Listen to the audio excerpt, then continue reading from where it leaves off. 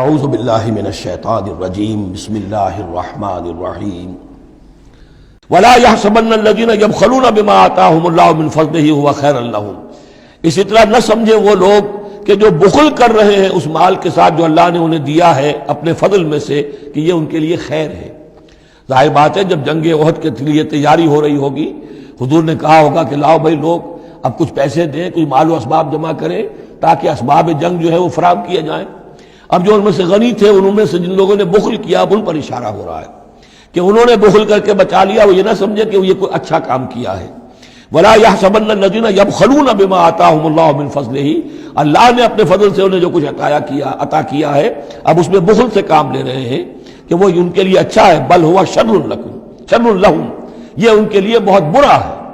سَيُطَوَّقُونَ مَا بَخِلُوا بِهِ يَوْمَ الْقِيَامَةِ، اسی مال کے توق بنا کر ان کے گردنوں میں پہنائے جائیں گے قیامت کے دن جو بخل انہوں نے کیا تھا۔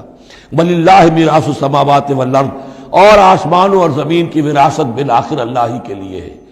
آج یہ تمہارے پاس ہے، یہ میرے پاس ہے، بالآخر سب کچھ اللہ کے لیے رہ جائے گا، ہم نہیں ہوں گے، ہمارے بعد کسی اور کا، پھر کسی اور کا، اور پھر یہ سارا مال و اسباب ہاتھ بدلتے ہوئے بالآخر میراث تو اللہ کی ہے۔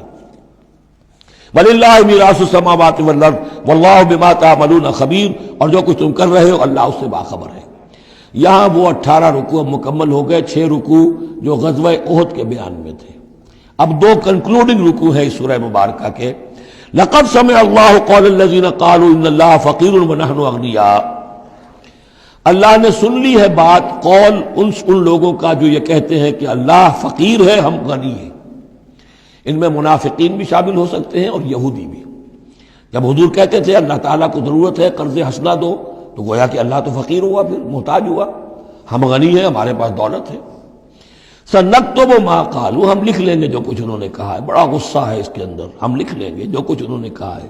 فوراً تو نہیں پکڑتے، لیکن ایک وقت آئے گا کہ جس دن انہیں اپنے اس قول کی پوری جو ہے اس کی سزا مل جائے گی۔ اور صرف یہی نہیں، قتلہم الانبیاء بغیر حق، اور جو نبیوں کو یہ قتل کرتے رہے ناحق، وَنَقُولُ ذُوقُوا عَذَابَ الْحَرِيقِ، اور ہم کہیں گے کہ اب چکھو مزہ اس جلا دینے والے سلگتی ہوئی آگ کا۔ ذَلِكَ بِمَا قَدَّمَتْ أَيْدِيكُمْ، اور یہ سب کچھ ہے تمہارے اپنے ہاتھوں نے جو آگے بھیجا ہے۔ وَأَنَّ اللَّهَ لَيْسَ بِظَلَّامٍ لِّلْعَبِيدِ، اور اللہ تو اپنے بندوں کے حق میں ہرگز ظالم نہیں ہے۔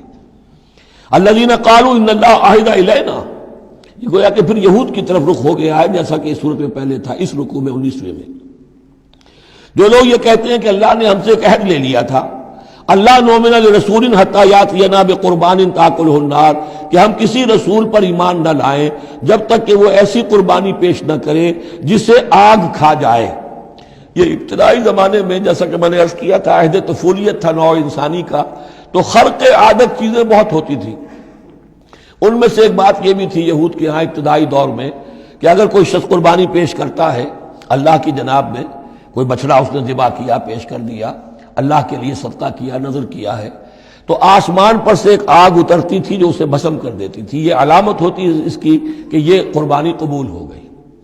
جیسے حابیل اور قابیل کے قصے میں کہ دونوں نے کچھ پیش کیا، قربا قربانا فتقبل من احدہما ولم یتقبل من الآخر، ایک کی قبول ہو گئی دوسری کی نہیں ہوئی، پتہ کیسے چلا؟ آپ اگر قربانی کرتے ہیں عید الاضحیٰ میں، کس کی قربانی قبول ہوئی کس کی نہیں ہوئی کیا پتہ، یہ تو اللہ ہی جانتا ہے۔ لیکن پہلے ایسی علامات حسی ہوتی تھی کہ پتہ چل جاتا تھا یہ قربانی اللہ نے قبول کر لی۔ تو اسی کے لیے انہوں نے کہا کہ ہم سے تو عہد لے لیا تھا اللہ نے کہ ہم کسی رسول کو جب تک کہ وہ یہ معجزہ نہ دکھائے اس وقت تک نہیں مانیں گے، تو اگر محمد رسول ہے تو یہ معجزہ دکھائیں۔ یہ تھی بات جس کا جواب دیا جا رہا ہے۔ قُلْ قَدْ جَاءَكُمْ رُسُلٌ مِّن قَبْلِ بِالْبَيِّنَاتِ، اے نبی ان سے کہیے تمہارے پاس مجھ سے پہلے بہت سے رسول آئے واضح معجزوں کے ساتھ، وَبِالَّذِي قُلْتُمْ، اور وہ معجزہ بھی انہوں نے دکھایا جو تم کہہ رہے ہو۔ فَلِمَ قَتَلْتُمُوهُمْ، پھر تم نے انہیں کیوں قتل کیا؟ إِن كُنتُمْ صَادِقِينَ، اگر تم سچے ہو۔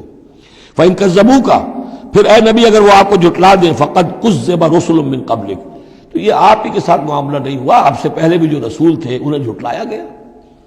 گویا کہ یہ تو اس راستے کی ایک عام جو ہے وہ تجربہ ہے جو آپ کو بھی کرنا پڑے گا جو اس سے پہلے نبیوں کے ساتھ ہوا ہے۔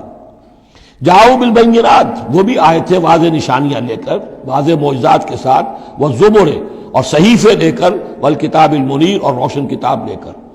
کل نفس ذائقۃ الموت، ہر ذی نفس کو موت کا مزہ چکھنا ہے، ایک دن تو موت آ جائے گی۔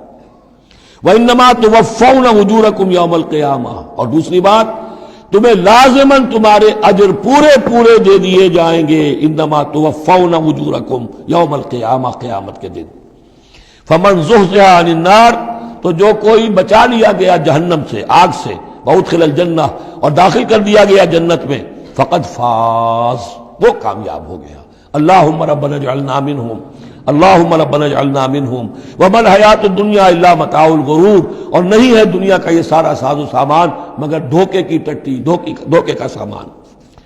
اب وہ آیت آ گئی جو سورہ بقرہ کے 19ویں رکوع میں آئی تھی، وَلَنَبْلُوَنَّكُمْ بِشَيْءٍ مِّنَ الْخَوْفِ وَالْجُوعِ وَنَقْصٍ مِّنَ الْأَمْوَالِ وَالْأَنفُسِ وَالثَّمَرَاتِ، صرف یہ کہ صیغہ بدلا ہوا ہے، یہاں مجہول کا صیغہ ہے۔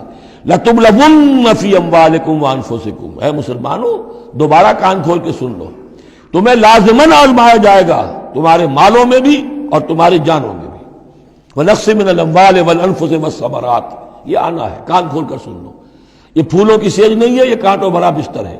جنت لینی ہے تو یہ نہیں ٹھنڈے ٹھنڈے اور بغیر تکلیفیں اٹھائے تمہیں جنت مل جائے گی۔ ام حسبتم ان تدخلوا الجنہ ولا تسمعن من الذين اوتوا الكتاب من قبلكم ومن الذين اشركوا اذى كثيرا، اور تمہیں لازماً سننی پڑے گی ان لوگوں سے بھی کہ جنہیں تم سے پہلے کتاب دی گئی تھی، اور ان مشرکین سے بھی اذًا کثیرا، بڑی تکلیف دہ باتیں سننی پڑیں گی۔ سنو اور صبر کرو، جیسے حضور سے ابتدا میں کہا گیا تھا وَاصْبِرْ عَلَىٰ مَا يَقُولُونَ وَاهْجُرْهُمْ هَجْرًا جَمِيلًا، جو کچھ یہ کہہ رہے ہیں سنیے اور صبر کیجیے۔ اور ہمیں خوب معلوم ہے، کسی نے آ کر کہہ دیا مجنون ہے، کسی نے کہہ دیا شاعر ہے، کسی نے کہا ساحر ہے، کسی نے کہا مسحور ہے۔